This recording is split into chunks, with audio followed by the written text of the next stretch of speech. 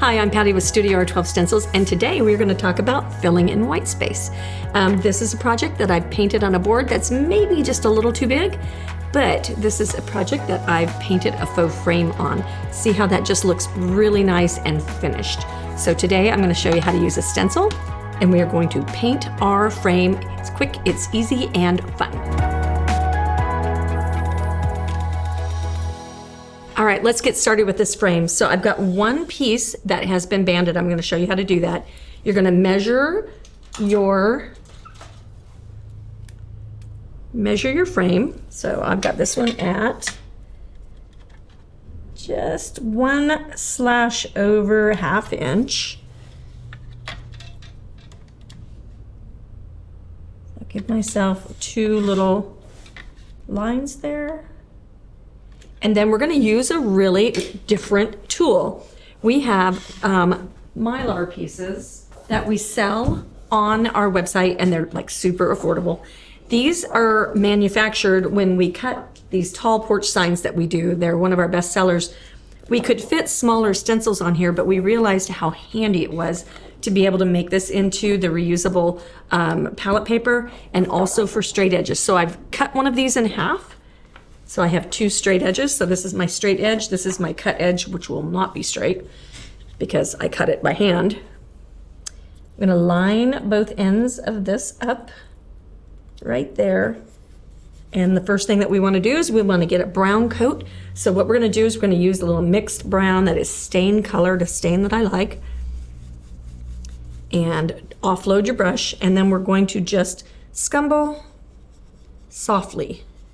I'm gonna do a couple of coats. I kind of want it to look irregular. I liked that look. I don't want it to be super, you could do it base coaty, you could just totally go in with your dauber and you could go all the way across and make it be a solid coat. I wanted it a little bit transparent. Or transparent looking. Okay, so we swirl that all the way along.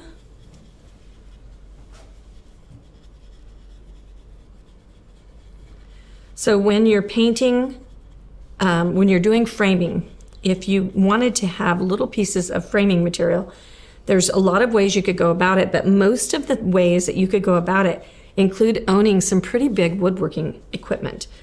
So you'd have to rip stuff, you'd have to, miter, you'd have to chop saw, you'd have to do a whole lot of things. So I think when you're doing, if you were doing pieces for sale in a show, I think it might be worthy, but if you're just doing some things for gifts and for yourself and whatever, if you don't have a woodworker in the family, this is probably the best option, and it's really affordable and fun.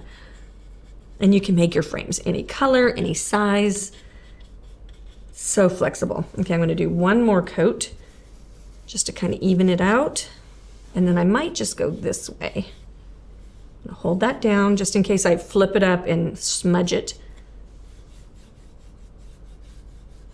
It's easy, so I've got the 2 pieces of tape here, so it's not gonna shift, but that doesn't mean I can't lift it from that side, but I'm painting on that side, so that's why. Okay, nice long blending strokes.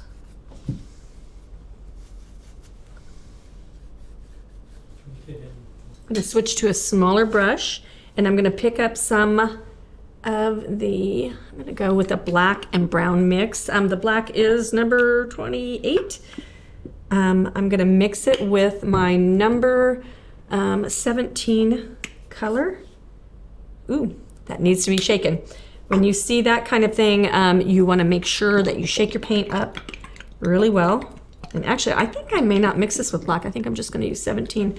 The other colors we used 44, 9, and 25. I feel like I'm calling out lottery numbers. Okay, so we'll load a bit of that. I'm gonna put my brush in a baggie because I am not ready to be done with this yet. Okay, so we just flop that right into a baggie and make sure you just seal it down so air can't get in it. That's when air gets to paint and that oxidizes the paint, and that's how it dries. Okay, so I'm going to pick up that dark brown. And this is going to be a shading step. Okay, so what I'm going to do is I'm just going to be near my edge.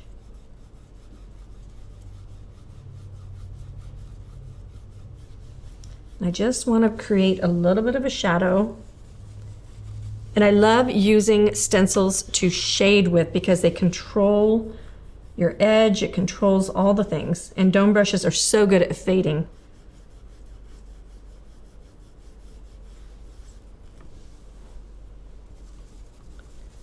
So when you fool the eye with a frame, it is called trompe-l'oeil in French, which means fools the eye. And so we're going to fool the eye into thinking that this is actually a frame. But we're going to do it so easy. Okay, so this is the shadow piece. It's the shadows that make your eye think that it's seeing things that it's not. So there's our shadow piece. That looks pretty even to me. And now we're going to go in with our banding stencil, and we're going to use our skinniest band. And we're going to put it right on this edge. So I'm going to lift this stencil up.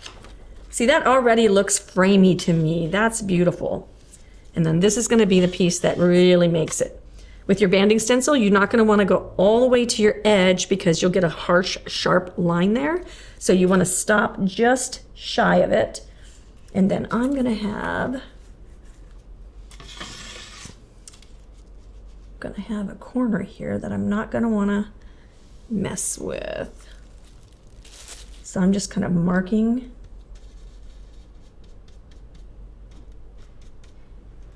that so I know where to stop. Well, how convenient is that? It lines up perfectly. Okay, so now I know where my corners are.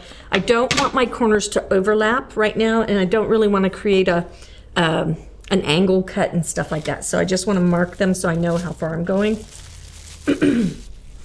All right, so we're on this guy right here. So I'm not going to take the band into where the overlap is, and I'm going to lay it right on top of the edge of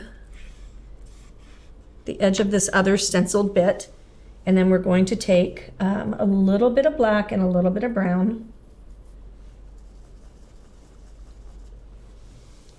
And then we're going to stipple up and down.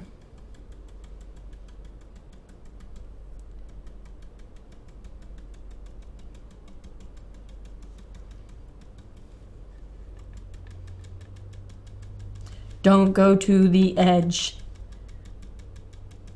I always forget.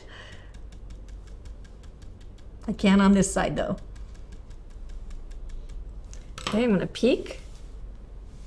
Let's go this direction. Yeah. Okay, and so that is the effect that we're going for. So we have a shadow hanging down below, and then we have this dark band indicating where the frame lifts off. And then we will just continue on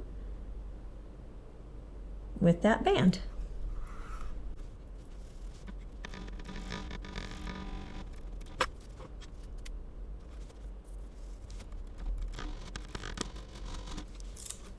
Okay, look how great that looks. It's fabulous. Okay, when you're using a banding stencil, you'd think that it'd be a good idea to have a longer banding stencil, but unless you're using adhesives and stuff on the back, or have a really good place to tape your whole band, then what can happen is you can get things flexing and changing and stuff. So I find it almost as quick and easy just to use the 6-inch or the 9-inch banding stencil. It has all these sizes all in one place. It is an amazing tool.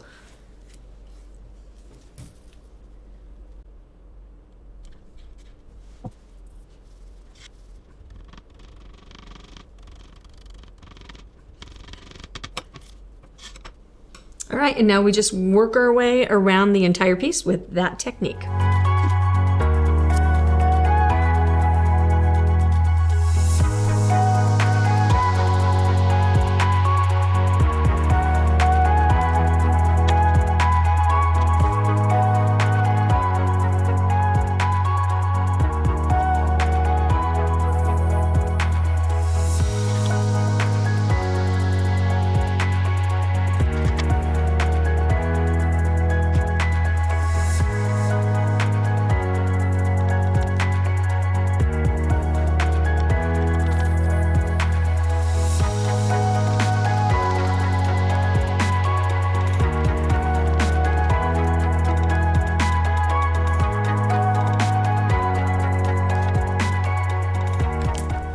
Okay, so I went a little long. I must have been dreaming or doing some sort of thing here. I went a little long right here.